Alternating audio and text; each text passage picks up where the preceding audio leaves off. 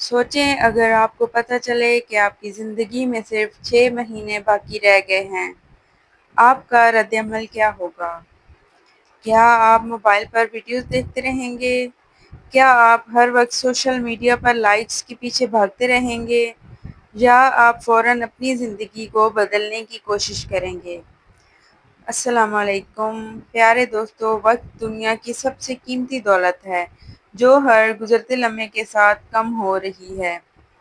آج ہم سیکھیں گے وہ زندگی بدل دینے والے اسباق جو آپ کو وقت کی قدر سکھائیں گے، کامیابی کی راہ پر ڈالیں گے اور آپ کو دنیا اور آخرت میں سرخرو کر دیں گے۔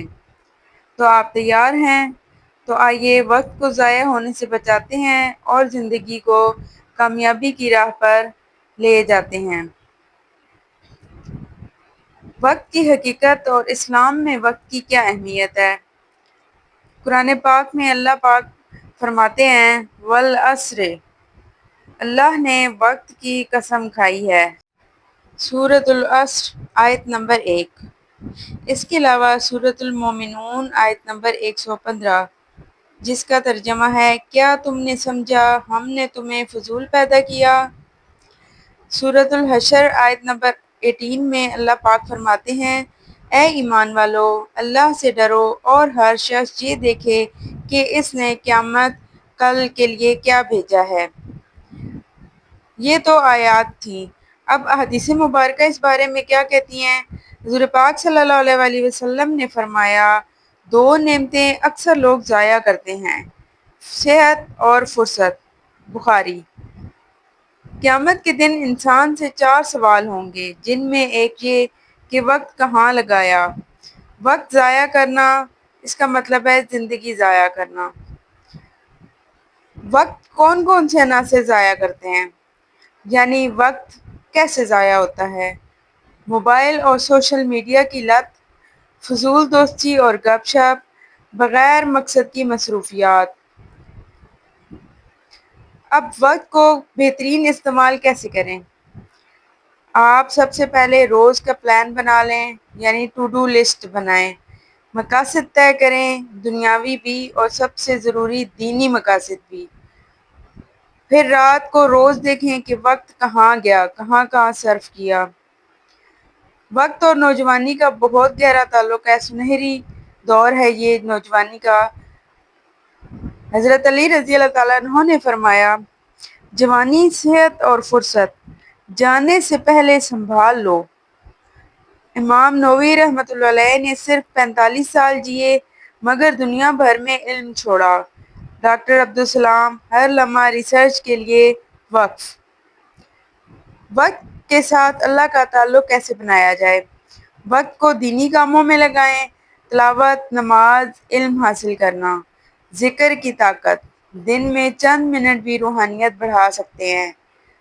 جو اللہ کے لیے وقت نکالتا ہے، اللہ اس کے وقت میں برکت دیتا ہے۔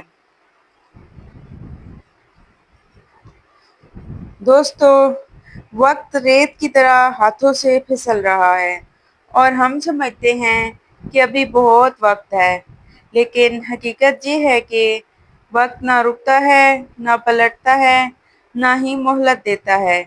ایک دن آئے گا جب آپ کی سانسیں ختم ہو جائیں گی اور اس دن آپ صرف ایک خواہش کریں گے، کاش مجھے تھوڑا سا اور وقت مل جاتا تاکہ میں توبہ کر لیتا، نیک عمل کر لیتا، اپنے رب کو راضی کر لیتا۔ مگر وہ وقت کبھی واپس نہیں آئے گا۔ اس لیے آج ہی فیصلہ کریں کہ آپ اپنی زندگی کا ہر لمحہ قیمتی کیسے بنائیں گے۔ کامیابی کا راز وقت کی قدر میں ہے، اور وقت کی قدر وہی کرتا ہے جو اپنے مقاصد کو پہچانتا ہے۔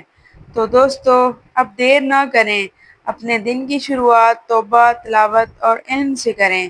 موبائل اور سوشل میڈیا پر اپنا وقت ضائع نہ کریں۔ روز رات سونے سے پہلے سوچیں آج میں نے کیا سیکھا، کیا کمایا اور کیا کھویا۔ زندگی کو ری سیٹ کریں، روزانہ ایک سوال خود سے کریں آج میں نے کون سا وقت ضائع کیا۔ نو ٹائم ویسٹ چیلنج 1 ماہ کا بنا لیں۔ ویژن بورڈ بنائیں، آپ کہاں پہنچنا چاہتے ہیں۔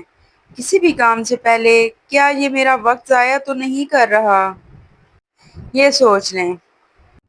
کمنٹس میں ہمیں بتائیں کہ آپ کون سا نیا عمل آج سے شروع کر رہے ہیں۔ اللہ ہمیں عمل کی توفیق دے اور ہمارا وقت برکت والا بنا دے۔ آئیں آخر میں مل کر ایک دعا کرتے ہیں۔ اے اللہ ہمیں وقت کی قدر کرنے والا بنا دے، ہمیں سستی، غفلت اور گناہوں سے بچا، ہماری زندگی کے ہر لمحے کو نیکی سے بھر دے، ہمیں وہ عقل عطا فرما جو وقت کو ضائع ہونے سے بچا سکے، اور جب موت آئے تو ہم سے راضی ہو اور ہم تجھ سے۔ آمین یا رب العالمین۔ السلام علیکم ورحمۃ اللہ۔ اگر آپ کو یہ ویڈیو پسند آئی ہو تو اسے اپنے دوستوں کے ساتھ ضرور شیئر کریں، اور تاکہ اوروں کی زندگی بھی بدل سکے۔ ویڈیو کو لائک کریں اور کمنٹ ضرور کریں۔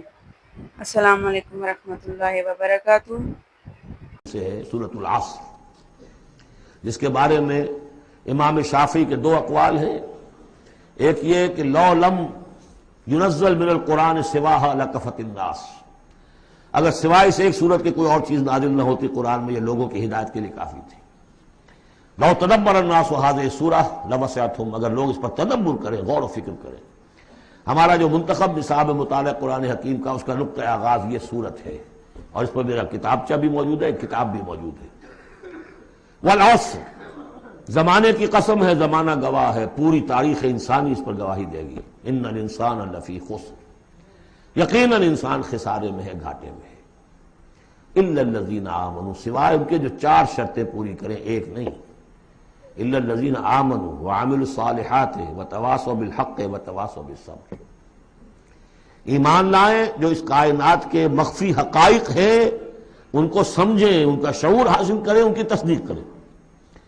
ایمان باللہ، ایمان بالآخرہ، ایمان بالرسالت، پھر اس کے عملی تقاضوں کو پورا کریں۔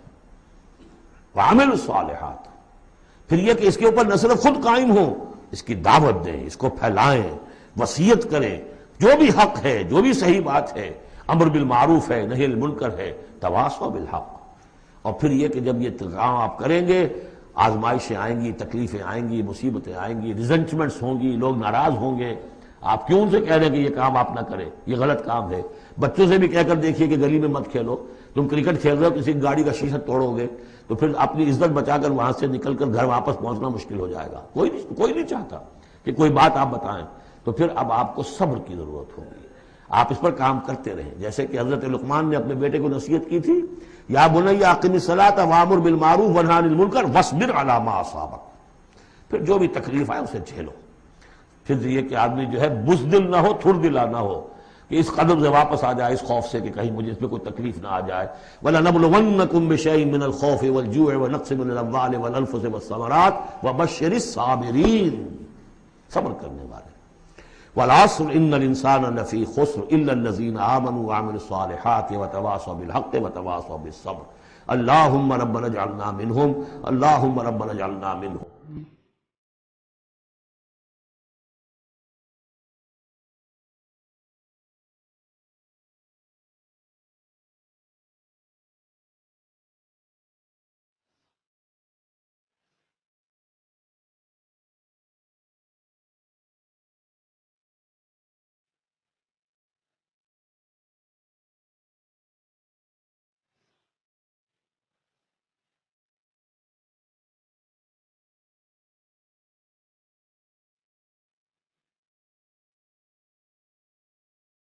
مولاي صل وسلم دائما أبدا۔ اللهم صل على محمد وعلى آل محمد كما صليت على إبراهيم وعلى آل إبراهيم إنك حميد مجيد۔